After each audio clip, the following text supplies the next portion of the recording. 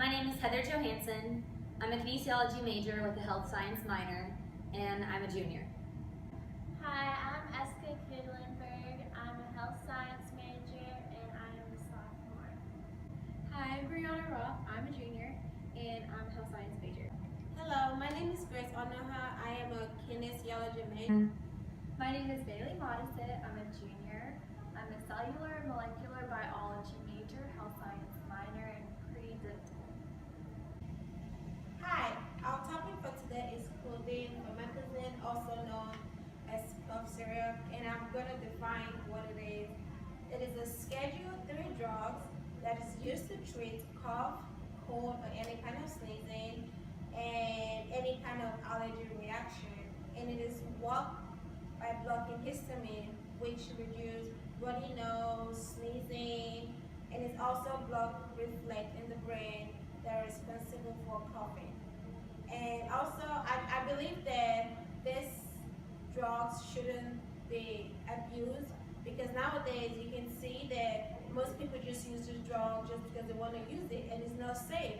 And especially, it's not safe for kids under 6 years old, because it can cause serious damage to them, and that can lead, to something serious that you're not even prepared for. So you might find yourself asking, how do people abuse codeine-promethazine when this is something that's prescribed by a doctor to commonly treat a cold or any other sickness? People abuse codeine-promethazine by mainly mixing it with Sprite, Mountain Dew, and an assortment of Jolly Ranchers, typically the purple ones. The mixture that people concoct is referred to as syrup, scissor, or lean is the most common term. It is nicknamed lean because if you find yourself drinking too much of it over a long period of time, you'll find yourself not being able to stand up straight anymore on your own and having to lean on something for support so that you don't fall over. So, codeine-promethazine, also known as syrup, also known as the purple lean, has symptoms that can range from mild to severe. So, whenever you're taking not as much, you have mild symptoms such as drowsiness, headaches, blurred vision. You can also have an upset stomach, your stomach's hurting really bad. Also, they're also known as lightheadedness, dry mouth, where you have like a cotton mouth feeling. And then you have more of the serious symptoms, such as mental mood changes, where you may be angry at some points, and then you may be happy, like you're just not yourself at all. So, and then you have involuntary movements where you're like twitching or you're moving in a certain way that it's not normal for you. And then also that goes along with the unusual behavior, that goes along with the changes in the mood, the involuntary movements, just anything that's abnormal for the person. Like I said earlier, the involuntary movements, like such as tremors, you're just twitching a lot, and then you also have a weakness feeling. And I'll show you a video that also describes these different symptoms. It's available in any pharmacy, yet the idea you could take it to get high came straight from Houston's 5th Ward. Lean all the way to the back, that's what it is, Jack. Promethazine and codeine is a prescription cough medicine. You gotta let it drain. Widely known as syrup. In the 5th, they have a more descriptive name. Lean.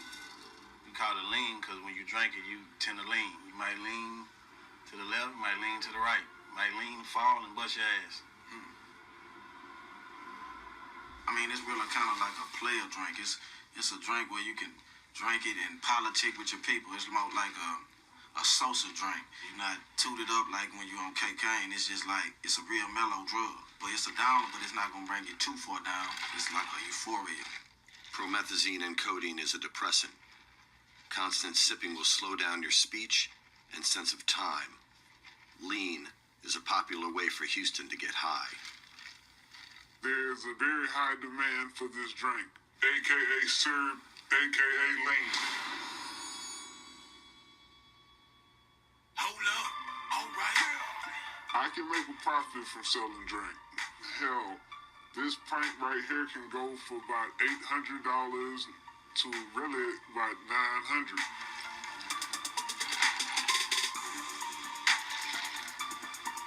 Ray uses fake prescriptions from corrupt doctors to re-up his syrup supply. But a recent crackdown has driven the trade underground and made the product scarce. It's a lot of competition when it comes to these pharmaceutical drugs. Cocaine dealers, heroin dealers, they all want part of the action. The result? More risk for the user, as dealers try to turn a fast buck. What they like to do, they'll drill a hole in the bottom right here and extract the drink with a syringe or whatever they use.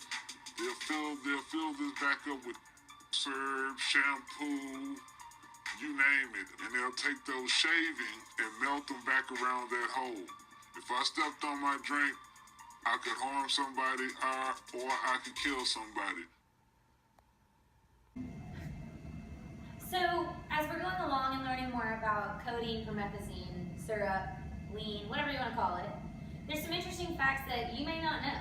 Like, did you know that in a current study by Peters, both boys and girls believe that CPCHS, other known as codeine and promethazine hydrochloride cough syrup, addiction stated during that an individual's initial consumption and reported that their second CPHCS event was initiated during the same or next day after their first event. An explanation to that is, once you use it one time, it's most likely that if you're going to use it again, you're going to use it again within the next 24 to 48 hours after your first initial use. In another study by Lee, codeine is a derivative of morphine. Although less potent than heroin, it will produce a similar type of dependency.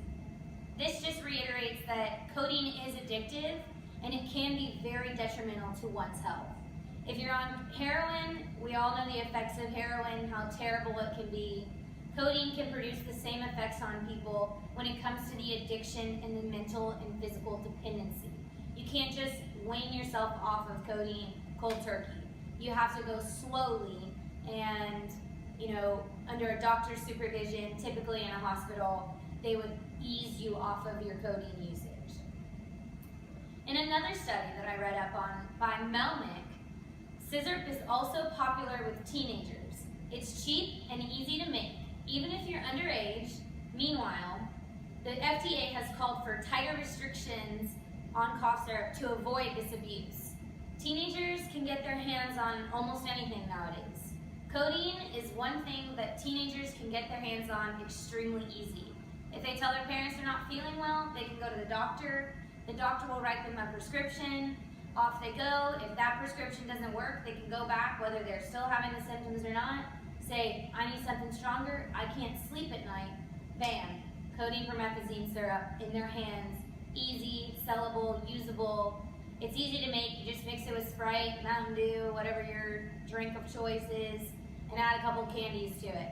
It's extremely dangerous, so it makes sense that the FDA is trying to tighten the restrictions on it so that it's not in the hands of people who don't exactly know what they're doing and maybe haven't thought about the consequences that can come with the usage of codeine-promethazine syrup. Which leads me to my next fact. If you get caught with codeine, you can receive a jail sentence up to 2 years and no less than 180 days. And not only that, but you can also receive a fine up to $10,000. And we all know that no teenager has $10,000 laying around, and no parent has $10,000 that they just want to go throw away to the government. We already pay enough money to the government, so why waste it on codeine? For this portion of the presentation, we will now show a video against drug abuse prevention. If you will please click on the link below. Due to formatting issues, we could not put the actual video in the presentation. Please click on the link below and watch the film. Thank you. Okay, so today I'm talking about prevention levels. There are 3 prevention levels. The first one is the primary prevention level. This is in the attempt to delay the use or to stop the initiation of codeine. People should try other forms of medicine that aren't addictive before turning to codeine. Doctors often prescribe codeine just because it's the easiest form to treat a cold, or, for example, I had strep throat, and I feel like being prescribed the codeine was not necessary. It didn't make me feel better, it just made me sleep, which was nice because I didn't feel well, but overall I feel like I did kind of want to be dependent on this while I was sick because it would just make me want to sleep.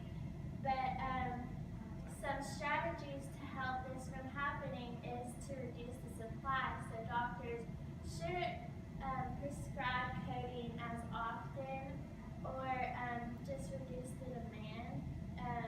The secondary prevention level is the attempt to catch people in early stages of the abuse. The goal is to stop or limit the degree of use before codeine causes problems for the user and decrease the potential damage it may cause. Some strategies include: don't use the substance more than what it's prescribed. Don't use the substance after the condition is treated, because some people may have some syrup left after they are well and they just continue to use it, or they can give it to their friends or sell it. Another strategy is to not use codeine for reasons other than the intended use to treat your illness. The third prevention level is to stop dependence and help problems in result of the abuse. The goal is to maintain improved health from no longer using codeine. Another name for this would be rehabilitation, or the prevention of relapse. This is like the most serious cases when you are addicted to codeine and you would need to go to rehab or seek professional help. Some of these strategies are abstinence from codeine, just stop taking it completely. Distracting yourself from influences, not hanging out with people who influence you who do it themselves, or finally just seeking professional help, just finding someone to talk to, get some help to stop your addiction and the need to use it. Now we will move on to the questionnaire part of our discussion today. Number 1. What is an example of a severe symptom caused by codeine-promethazine, aka syrup? Take a few moments to collect your answers.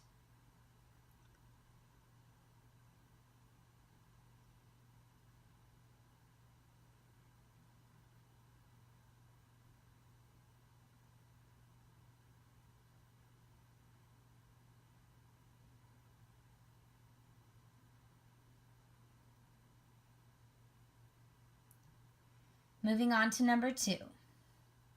Which type of illnesses are caused by codeine-promethazine that are most commonly used to help with?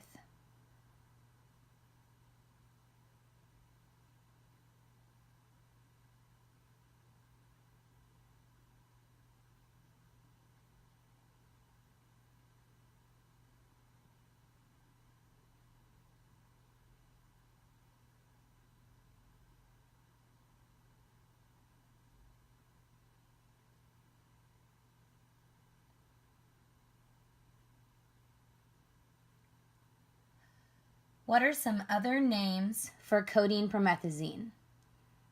I'll repeat the question for number 3. What are some other names for codeine-promethazine?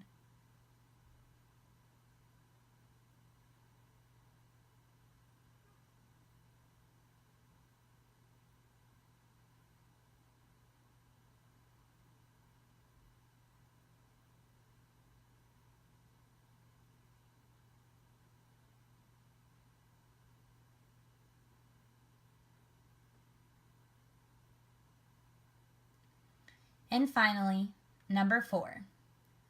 What is a common minor symptom that someone can have while abusing the drug codeine-promethazine? I'll repeat the question for number 4.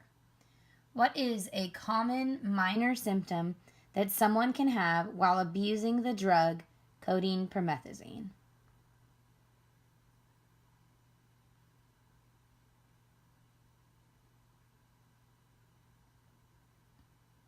I'll give you a few more moments to collect your answers and write them down on a piece of paper or keep them in your mind before we go over the answers.